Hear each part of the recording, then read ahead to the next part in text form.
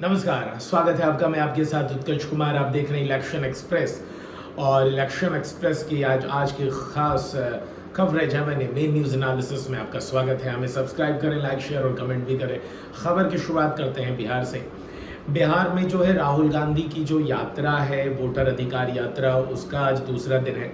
इसके तहत जो है राहुल गांधी, जो कि उत्तर प्रदेश के रायबरेली से कांग्रेस के सांसद हैं, वो पहुंच गए औरंगाबाद में राजद का सांसद है। और आपको बता दें कि ये रैली, वोटर अधिकार यात्रा जो इसकी शुरुआत कल राहुल गांधी ने सासाराम से की थी, वो भी बिहार में ही पड़ता है और वहाँ से कांग्रेस के सांसद हैं।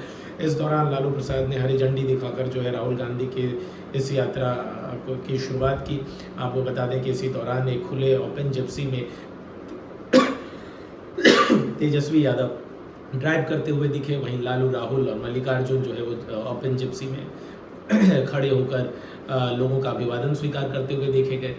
और कल ये यात्रा शुरू हुई थी। पहला पड़ाव जो था वो सासाराम था। जो दूसरा पड़ाव है ये है औरंगाबाद। इसके बाद आज ही राहुल अगले कुछ घंटों में गया पहुंच जाएंगे और भी ये पूरा अगस्त जो है उसमें राहुल की ये वोटर अधिकार यात्रा जारी रहेगी। और इस दौरान वो 20 जिलों का दौरा करेंगे और रैलियां करेंगे, जनसभाओं को संबोधित करेंगे, रोड शो करेंगे।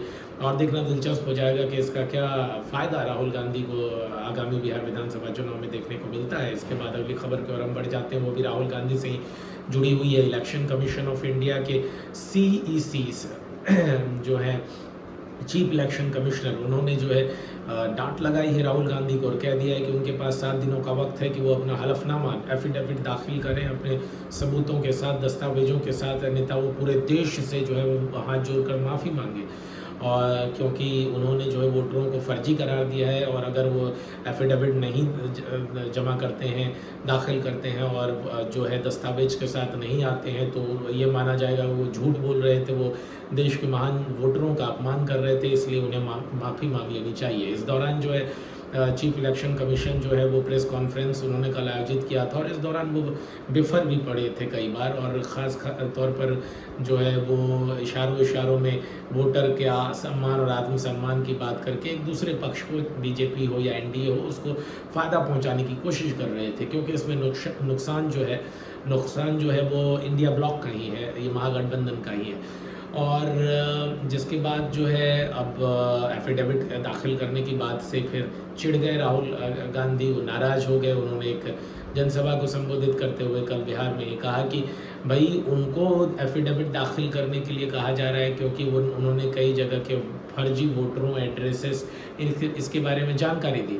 लेकिन वही इलेक्शन कमीशन का चीफ इलेक्शन कमिश्नर जो है वो बीजेपी के अनुराग ठाकुर को नोटिस जारी नहीं कर रहा है, उसको एफिडेविट जमा करने की समय सीमा निर्धारित नहीं कर रहा है, उससे सवाल नहीं पूछ रहा है, उससे माफ़ी मांगने को नहीं कह रहा है। ये कहाँ का इंसाफ है? क्योंकि वो सत्ताधारी दल से है, क्योंकि वो बीजेपी से है, क्योंकि वो मोदी की पार्टी से है। इस तरह की बात कही है। और राहुल ने ये भी कहा है कि चलो इलेक्शन कमीशन ने अगर प्रेस कॉन्फ्रेंस किया तो उसने ये मान लिया है कि हाँ भाई कुछ गड़बड़ी है, कुछ झोल है, अभी सिनेमा बाकी है, आगे आपको कुछ वक्त में सारे चीज़ों के साथ हम प्रस्तुत हो जाएंगे। तो ये खबर थी बिहार से जुड़ी हुई। अब बढ़ते हैं हम अंतर्राष्ट्रीय खबर की ओर।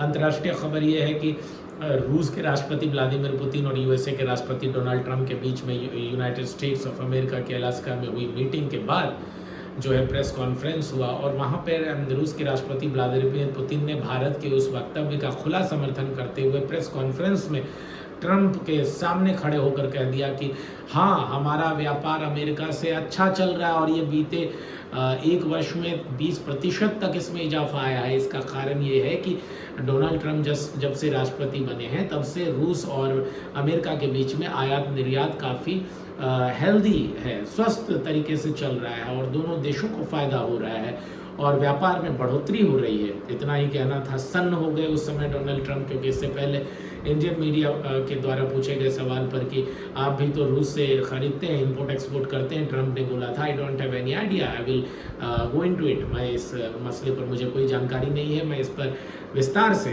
जानकारी इकट्ठा करके आपके पास आऊँगा। और पुतिन ने तो प्रेस कॉन्फ्रेंस में ही रायता बुन दिया। इसके अलावा जो है वहाँ के यूएसए के मीडिया पर्सन्स की भी धज्जियाँ उड़ा दी अपने सेटायर से, फेशियल एक्सप्रेशन से, बॉडी लैंग्वेज से और बुदबुदा कर पुतिन ने। अब है कि इसके मीटिंग के बाद तुरंत ट्रंप ने जेलेंस्की से, यूक्रेन में जेलेंस्की से फ़ोन पर बातचीत की थी और जेलेंस्की ने 3 अपने मुद्दे बताए थे और साथ ही साथ अब जो है जेलेंस्की भी, यूक्रेन के जेलेंस्की भी जो है यूएसए पहुंच चुके हैं और आज ही उनकी यूएसए के राष्ट्रपति डोनाल्ड ट्रंप से वार्ता होगी और इस मुहिम में, रूस यूक्रेन युद्ध को रोकने की मुहिम में कितना सफल हो पाते हैं डोनाल्ड ट्रंप के 1-2 दिन में पता चल जाएगा। और अगर ये युद्ध विराम होता है तो निश्चित तौर पर दावेदारी जो है ट्रंप की बढ़ जाएगी नोबेल पीस प्राइज को लेकर। यह खबर अंतर्राष्ट्रीय जगत की है। बढ़ते हम तीसरी खबर की ओर बढ़ते हैं। खबर यह है कि सीपी राधाकृष्णन, जिसे कि एनडीए ने जो है अपना आधिकारिक तौर पर उपराष्ट्रपति पद का उम्मीदवार घोषित कर दिया है। सीपी राधाकृष्णन फिलहाल जो है वो महाराष्ट्र के गवर्नर, राज्यपाल के पद पर कार्यरत हैं और अब आज ही वो दिल्ली, बड़ी खबर आ रही है, ब्रेकिंग न्यूज़ आ रही है कि वो दिल्ली आ चुके हैं। 21 अगस्त तक जो है वो उपराष्ट्रपति पद के लिए नामांकन दाखिल करने का, नॉमिनेशन फाइल करने की तारीख है और अगले महीने के सितंबर के 9 तारीख को उपराष्ट्रपति पद का चुनाव होना है। इसमें और 2 बड़ा अपडेट है और ये दोनों ब्रेकिंग न्यूज़ ये आ रही है कि राजनाथ सिंह जो हैं वो जो सीपी राधाकृष्णन के चुनाव को देखेंगे और साथ ही साथ किरण रिजिजू जो है वो उन्हें एजेंट बनाया गया है सीपी राधाकृष्णन का। और इंडिया गठबंधन, इंडिया ब्लॉक की तरफ से फिलहाल अब तक कोई उपराष्ट्रपति पद के उम्मीदवार की आधिकारिक घोषणा नहीं हो पाई है और ये कहा जा रहा है, बीजेपी के नेता कह रहे हैं कि शायद जो है सीपी राधाकृष्णन जो है निर्विरोध चुन लिए जाएं उपराष्ट्रपति पद के लिए और राज्यसभा के सभापति पद के लिए, जो कि वो ऑटोमेटिकली हो जाते हैं।